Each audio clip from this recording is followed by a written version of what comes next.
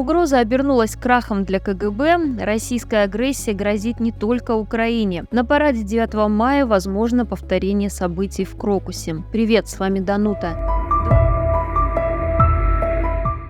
25 апреля в Беларуси проходило 7-е Всебелорусское народное собрание, где выступал самопровозглашенный президент страны Лукашенко и представители его власти. В частности, глава КГБ Беларуси Иван Тертель на сцене заявил, что в Киеве в больницах по улице Богатырская, 30 и 32 прячутся террористы. Вот что он сказал, цитата. «Террористы выбрали логовом киевские больницы по адресу Богатырская, 30 и 32, где фактически спрятались за спинами больных детей». Он также добавил, что белорусские силовые структуры действуют по законам военного времени, решительно и без колебаний, и начал угрожать заслуженной карой. Несмотря на то, что Тертель известный прикорытник и лукашист, то есть вещает исключительно режимную дезинформацию, логично, что киевские власти расценили его заявление как прямую угрозу, потому что стал вопрос жизни людей. 26 апреля Киевская городская военная администрация объявила об эвакуации 2 больниц. Одна из них детская. Из зданий срочно вывели всех пациентов и персонал. Из детской больницы пришлось эвакуировать даже младенцев с капельницами и необходимыми медикаментами. Такие меры несли огромную угрозу для жизни и здоровья для особо тяжелых пациентов. Угрожать детям – это, конечно, новый этап низости режима Лукашенко, но, как видим, угрожать родителям, детям и родственникам теперь вполне нормально для диктатора и свиты. Напомню, что именно так ведут себя наиболее кровавые террористы. В свою очередь, в Службе безопасности Украины заявили, что режим Лукашенко полностью сдал Беларусь российским оккупантам и призвали воспринимать заявления лукашистских властей как операции, которые играют на руку России. Нелегитимные власти Беларуси так и не отреагировали на заявление Киева. К счастью, по указанным больницам до сих пор так и не было удара. Но, несмотря на это, Россия каждый день продолжает свой кровавый террор, уничтожая гражданскую инфраструктуру Украины и убивая мирных граждан. Белорусские патриоты, конечно же, не могли смириться с такой оголтелой политикой приспешников-узурпатора и приспешников его режима и провели ответную кибероперацию против КГБ Лукашенко. Инициатива «Киберпартизаны» опубликовали на своем телеграм-канале информацию о сливе базы сайта КГБ и доносов, в которых находится около 40 тысяч обращений на сайте КГБ за последние 9 лет. Вся база доносов оказалась в сети. Теперь, благодаря киберпартизанам, жалобы информаторов КГБ, а также предложения иностранных граждан пойти на сотрудничество в открытом доступе. Как видим, рано или поздно справедливость приходит к каждому. И теперь все те, кто понадеялись, что за 30 серебряников смогут спокойно сдавать режиму людей, которые им искренне доверились, станут достоянием общественности. Поэтому важно продолжать каждому свое дело по освобождению страны, каждый как может. И тогда наступит тот самый счастливый день. Режим уже понес невосполнимые потери, никто из самых отъявленных подонков и ебатик впредь не станет доверять режиму. А вы подписывайтесь и распространяйте эту важную информацию среди всех белорусов. Это точно приблизит нашу победу. В ноябре 2022 года на саммите G20 президент Украины Владимир Зеленский представил всеобъемлющую мирную инициативу «Формулу мира для восстановления безопасности Украины и международного порядка» из 10 пунктов.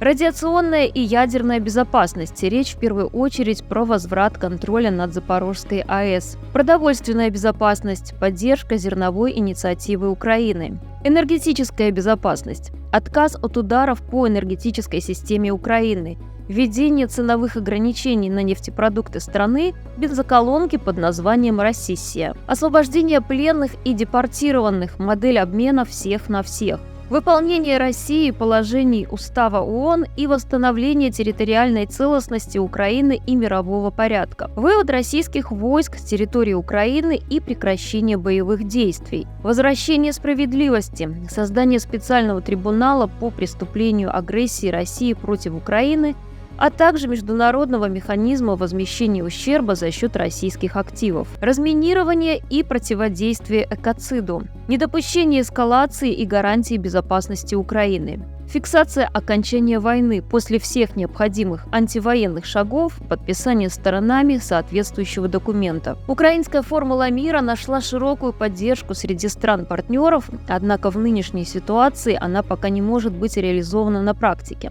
так как положение формулы мира полностью противоречит планам и намерениям России, страны-агрессора, которая делает все возможное для недопущения ее воплощения в жизнь. Кремль соглашается только на временную заморозку войны на его собственных условиях. Очевидно, что это делается для оперативной паузы и восполнения потерь, а затем снова агрессия. Представители российской власти и пропагандисты не раз подчеркивали, что после Украины российская армия пойдет дальше. Путин полон решимости вернуть бывшему Советскому Союзу его имперскую славу и географические границы. Украина для него – сателлит Российской Федерации. Следующими могут быть Казахстан, Молдова, страны Балтии, Польша, Германия. 15 января 2024 года президент Украины Владимир Зеленский и его швейцарская коллега Виола Ахмерт сообщили, что страны начинают подготовку к проведению глобального саммита мира на уровне глав государств и правительств, лидеров международных организаций. Саммит должен начать процесс разработки совместных рамок мирного урегулирования, которые должны остановить агрессивную войну России против Украины. Эта конференция будет платформой для диалога на высоком уровне о путях достижения мира в Украине на основе международного права и устава ООН.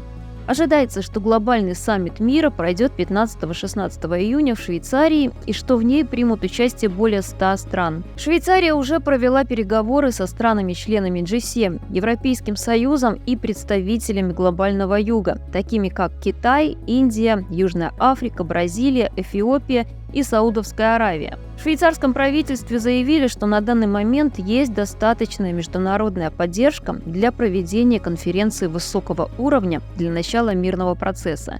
Участие РФ в саммите мира не рассматривается. Встреча на высшем уровне должна напоминать по формату 4 предыдущие конференции по мирному урегулированию ситуации в Украине, которые в 2023 году прошли в Дании, Саудовской Аравии и на Мальте, а в январе 2024 года в Давосе. Парад 9 мая – это реально угроза теракта, который может стать гораздо более масштабным, чем в Крокус-Сити-Холл. Власти и силовики не нашли настоящих террористов, поэтому жертвой теракта может стать любой участник мероприятий. Теракт 22 марта 2024 года в Крокус-Сити-Холл продемонстрировал бессилие российских спецслужб перед реальной угрозой. Попытка списать все на мигрантов из Средней Азии не устранит реальные угрозы от реальных террористов. Теракт в Крокусе показал, что даже небольшая группа подготовленных террористов ИГИЛ способна совершить теракт в любом городе России и безнаказанно покинуть место преступления. ИГИЛ уже предупредил, что за публичные пытки мусульман последует отмщение. Следующие теракты в России неизбежны, в частности, на 9 мая. Растет уровень террористической угрозы в самой России. Он определен фактически как неизбежный. После теракта в Крокусе в России продолжаются травля и преследование мигрантов. Жертвами ксенофобии теперь являются не только представители Кавказа, к ним добавились мигранты Средней Азии, а в частности из Таджикистана. Травля и преследование мигрантов из Средней Азии со стороны российских спецслужб могут спровоцировать увеличение сторонников ИГИЛ, которые позже будут убивать россиян. Теракты, подобные тому, что был реализован в Крокус-Сити-Холле, могут повториться еще не раз.